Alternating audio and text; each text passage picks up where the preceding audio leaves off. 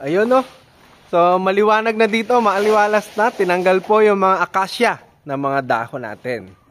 So hello. Ayan, tanghalian pong tapat ngayon dito. So tanghali ngayon at meron po tayong ginagawa. Nandito po tayo ngayon sa Panabingan sa ating manggahan po ulit. So meron po tayong pinagagawa kila Kuya Engket. Ayan o, sila Mac, si Kuya Jerry, tsaka si Kuya Engket. So, hindi ba nakakita nyo dun sa video natin, meron po tayong biniling pulot. Ayan. So, mga molasses po yan. Ano ba gagawin natin? Baka masyado nang mabigat pagka nilagay mo ng puno yan. Hindi nyo muna kinalahat eh.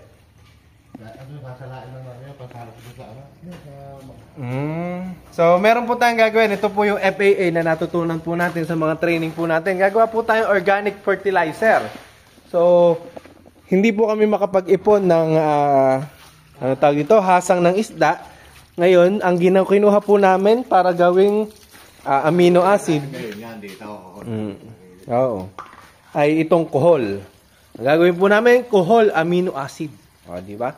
Yan po ay mataas sa nitrogen at organic fertilizer ang mangyayari na i-spray po natin sa palay pagka po nagsimula na po ang palayan.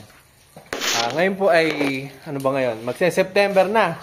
So, 60 days po ito pe-ferment. Kaya po ginagawa na po namin ngayon kasi magagawaan na po dito na October. So, saktong-sakto po pagdating ng October ay magagamit na po natin ito. So, gamit po yung pulot or molasses and kohol. May mga laman ba yan? Baka walang laman yan. Puro dinamihan mo. Saan mo didigdigin ngayon yan? Dyan din? Yan, sa sako. Kahit sa sako lang digdigin yan. No? Sa sako lang mapalo. Linisin mo rin yung sako. Kailangan lang naman matanggal yung mga putik-putik eh. Mukha namang ulang mga putik-putik na. Isa-isang kinuha yan eh. Kaya nga, malinis. Konting tubig lang. Oo, pupunuin lang yan. Tapos ganon-ganonin mo nung ito. Gamit na gamit yung bistay ni Tito Mel, oh. Hanggang ngayon. Kaya nga. So, peppermint natin yan na 60 days. Tapos, yung katas niyan, pag isasama yon. So, yung katas niyan, yun yung pang-spray natin sa palay. Kaya yan. Supplement. Para hindi puro pataba at synthetic fertilizer yung ilalagay natin sa palay natin. Ang kuwang kasi niyan, anong tawag dito? Mataas sa nitrogen yan, tsaka organic fertilizer. So, di ba, ang palay, ang palagi natin ginagamit, urea. So, kahit na yung iba, hindi nagpapasoil analysis, kulang sila ng urea or nitrogen. Hindi nila alam kasi, syempre, nagtitipid sa pataba. So, kapag kinulang yung pataba natin na urea, ito yung magsusupplement. Makukuha pa rin natin yung pinakamataas na ani kapag na ibigay natin yung tamang sustansya na kailangan ng palay. So, kahit na medyo kulangin yung urea natin, matutulungan ito. Kumbaga, gaganda pa rin yung tayo ng palay natin.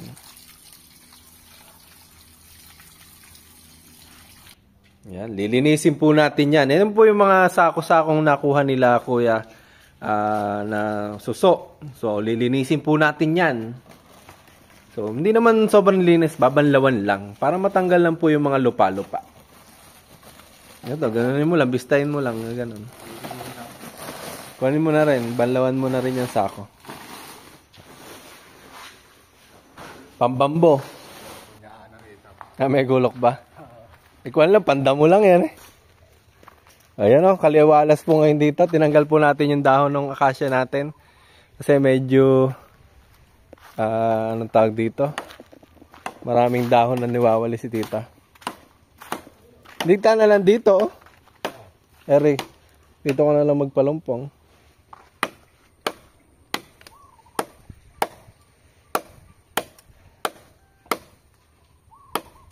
Daming dahon ng akasya, hanep.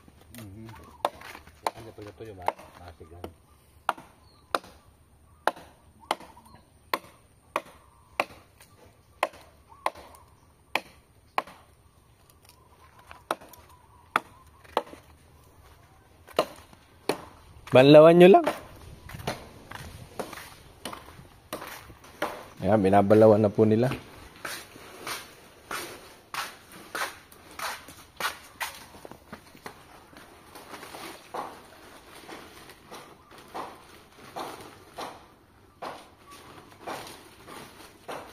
Oh, parang amoy isda rin pala talaga, ano? Kaya pala ito yung ang kailangan kasi ang quantity kasi dapat natin yung ano yun, yung bituka na isda. Eh, kahirap yata mag-ipon ng ganyan karami. Wala tayong mahinga eh. Isuso daw pala, marami dito, ano? Ayun, bagay na bagay. At least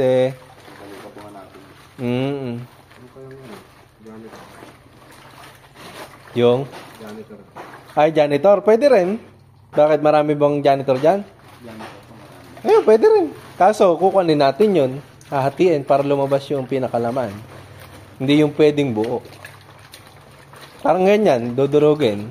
Yun, pwede rin yung janitor. Pag marami din janitor. Oo, bibiyakin nyo na lang. Tapos yung tatanggalin nyo na lang din yung malaking, di ba may malaking shell yun? Wala namang katas na makukuha dun, di ba? Ala, tatanggalin nyo na lang din yun. Oo. Yung katawan niyan, tsaka yung kwan, pwede na yun. Pagka, ayun pala, may janitor fish daw. Kaso maglilimas ka pa. Maglilimas ng sapa. Kaya nga. Ano, ubos? Maglilimas ng sapa, pwede yan. Naubos ba yung tubig? Hindi. Pinatay mo lang. Ayan, nalilinis na. Oh, galing pala maglinis si Kuya Engket eh. Ang mga tulak lang. Kaya nga. Eto, pang ganun-ganun mo na lang.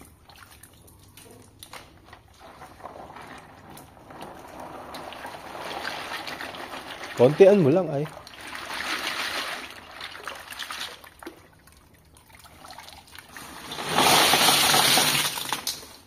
Nyam, nyam, nyam.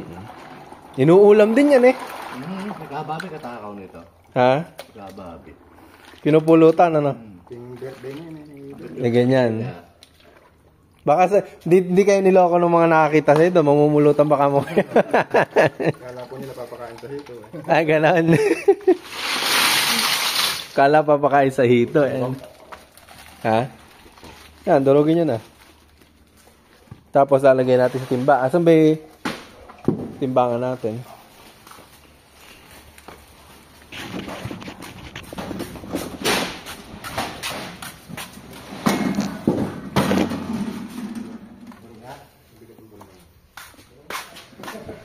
Timbangan, tapos yung timba.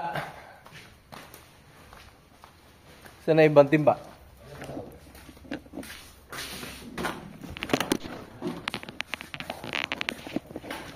Doon pala. Yan. So may nagbabambo doon, may naglilinis, may nagtitimbang po dito, at may naghahalo. Yan, hinahalo po natin. Siyempre. Ito, dito sa iskilo na to. Naku, sumobra yata ito. 7.5 kilos lang yata, Kuya Engket. Oo, okay lang ganito karami.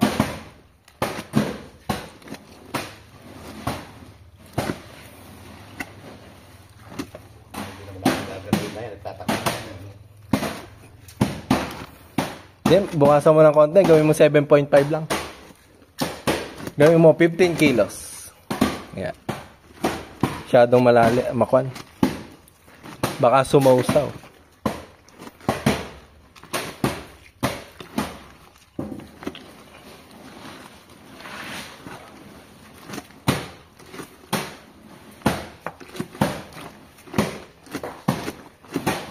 Ang dami bango. Ito yung ginagawa nating di mabaho.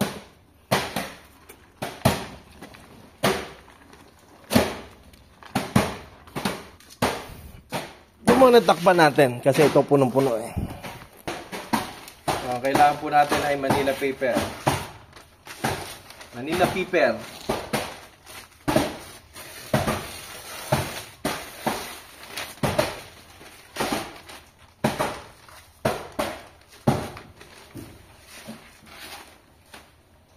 Na kaya.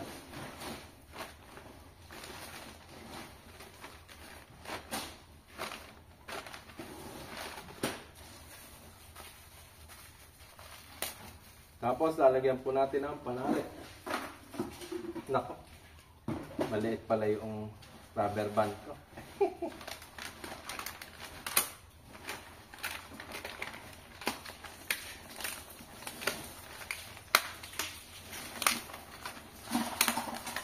Wala mapuputol. Ayan, naputol na. Dalawa. Ayan, naputol na ulit. Paano ba?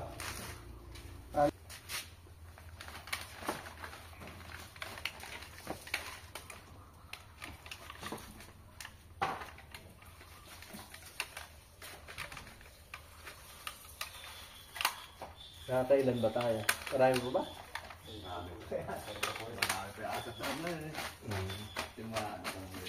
Yan. So, ito na po yung finish natin. Alang-alang tayong ballpen.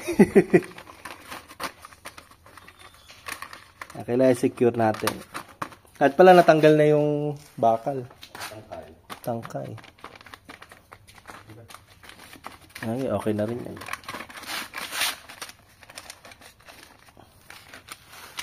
Ayan, ngayon, peppermint po natin yan ng 60 days or more bago natin gamitin. So, nakakailan na tayo? 3, 4, 5 timba. So, meron po tayong 10 timba. Kung ilan po ang magkasya. Sunod sa malakihan ng timba. Ayun o, doon sa item.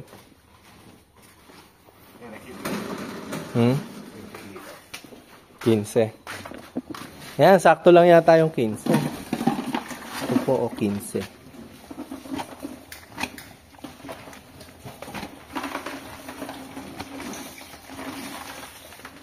Halo.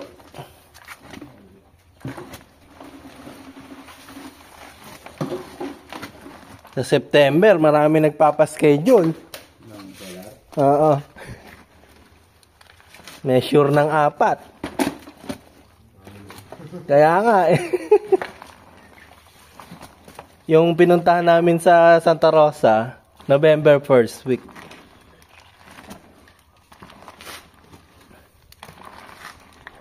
Ewan ko lang kung mababago. Depende sa budget nila eh.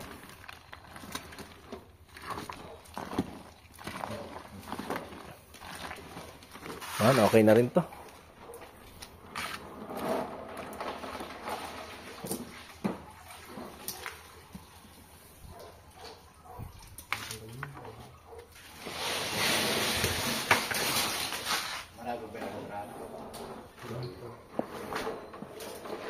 Dami, no? Hindi, meron pa tayong kulay black to. Ayun, malaki na yun. Oo.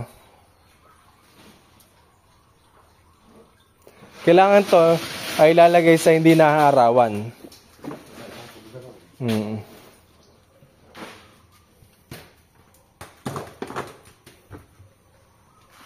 Ilan ba? Sige, malayo pa. Ay, pa. 13 pa lang eh.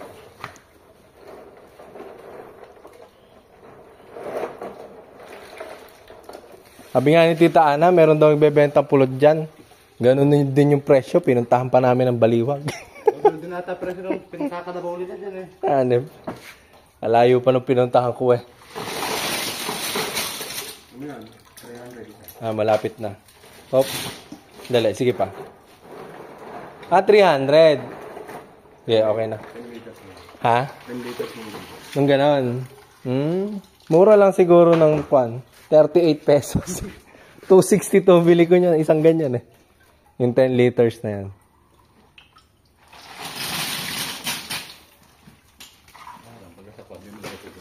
Ha? Kaya nga, hindi na ako pupuntang Baliwag. Mas malapot ito.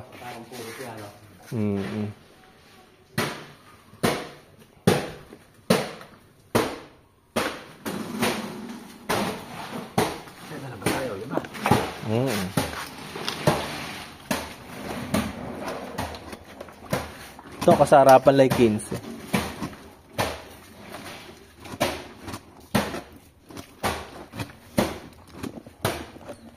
Ano nyo ba yan? Kami orbit ganito, pampakain sa gansa.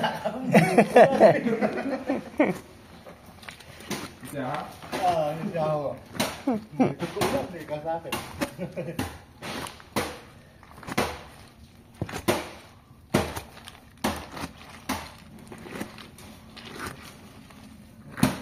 Wala na kamo pambiling kwan.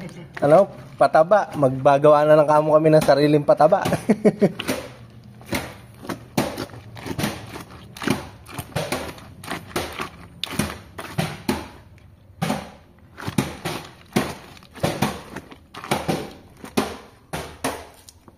Bango.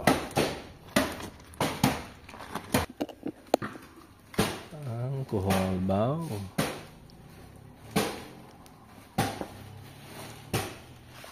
Sige pa, 2 kilo pa. Yan, 1 kilo. Tandaan mo na lang. Kalahati. Oh. Sige pa. Konti lang, oh. Okay na.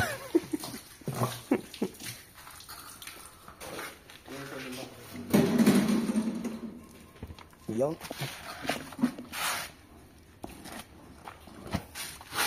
Then, halo.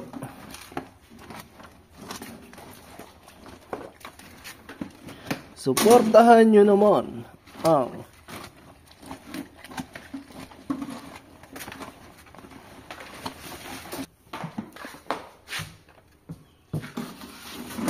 gustong-gusto ng kalabaw yan, no? Vitamins. Ano yung tinapay nyo? Kulang na isang timba. Bakit? Siyam na lang ba? Na.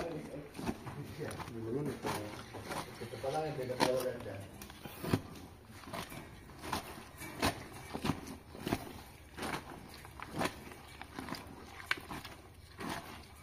Ilagay na natin. Matatapos na ba? Mga konti na lang ba yan?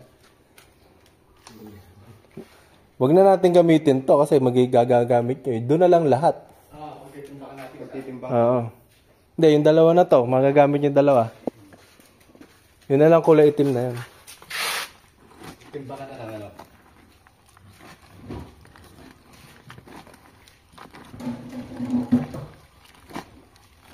Madali ko yung titimbang yung isa.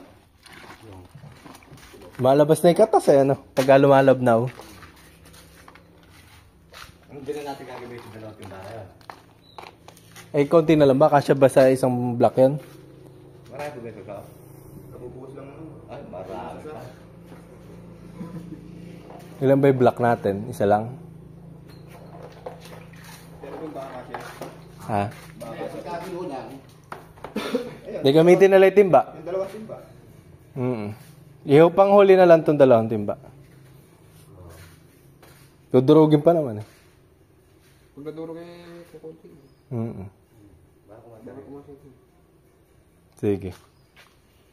Tatakpan na to.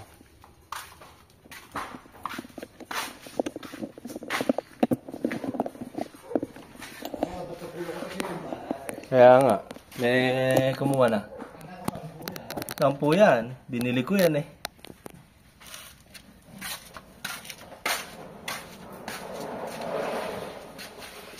Oras na ba? Ito pa ang kabanatuan. 220. 220 na. Kaya nyo na yan. Ano? Baka punta pa ang kabanatuan eh. Doon sa item, yan na lang din. Ano? Ano timbang ng tapat? Tapos ito, ganito lang Kuya Engket. Kahit pag dugtong-dugtongin mo na laste para matalian to. Kalahati ng isang Manila paper. Tapos ha, dito na. Na? Para dito na nilalagay yan, hindi na nabibilag dito Alin? Pwede. Pagka hindi nabibilad. Ha? Eh, magiging harang. Ay, timba. Yan mo na dyan yan. Yan mo na dyan yan sa CR. Dito na lang, Kuya Engket.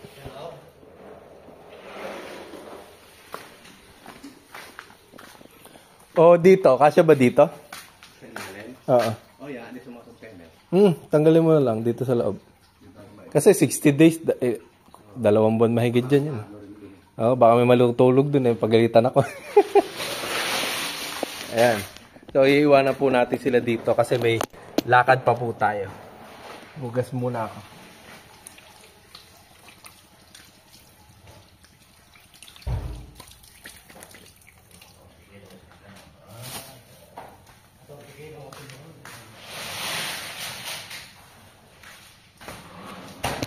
Ayan, so medyo hindi ko na po tatapusin ito kasi may lakad pa po tayo. Kaya-kaya na nila Kuya Engkit yan, malalaki na sila.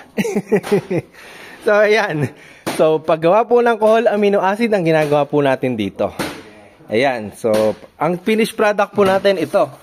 Ngayon, i-store nyo po yan sa hindi naiinitan at naaarawan. O dito pwede na yan, sa gilid. Basta hindi nauulanan, naiinitan, naaarawan. So, ubusan na tayo ng maliit na timba, lalagay na natin sa malaki. Ito, 14 kilo. 14 kilo pa lang sakto eh. Ha? 14? Oo, 14 nga. Gano'n na lang Kuya Engkit na. Sige, mag-end lang akong video. So, hanggang dito na lang po yung video po natin sa paggawa ng kohol amino acid. Tapos, papakita ko nga po pala sa inyo, meron na rin po kaming itinatanim dito sa manggahan na balak ko ding palaguin sa susunod na mga buwan. Ito po yung pagtatanim ng tanglad. Yan o. Yan, bumili po kami ng tanglad na punla. So, naulan na yan. So, sana, marami kami tinanim. Diretso po na yan, tsaka dyan. Hanggang dun sa mga tarondon po nung fish pan natin. So, supportahan nyo po kami. Kayo rin po magtanim na rin po ng tanglad kasi nabibili po yan. May buyer po tayo. Kung malapit lang po kayo sa amin. So, anong tawag dito? Napakadali po kasing alagaan yan. Damo lang din po yan. Kaya hindi naman po maselan. And wala po kayong kailangang i-alagaan na bunga. So, hanggang dito na lang po yung vlog na to. Napagod na like and subscribe our YouTube channel. Bye-bye. Ayan. Iwanan na natin sila daw. Pupunta tayong Kabanatuan.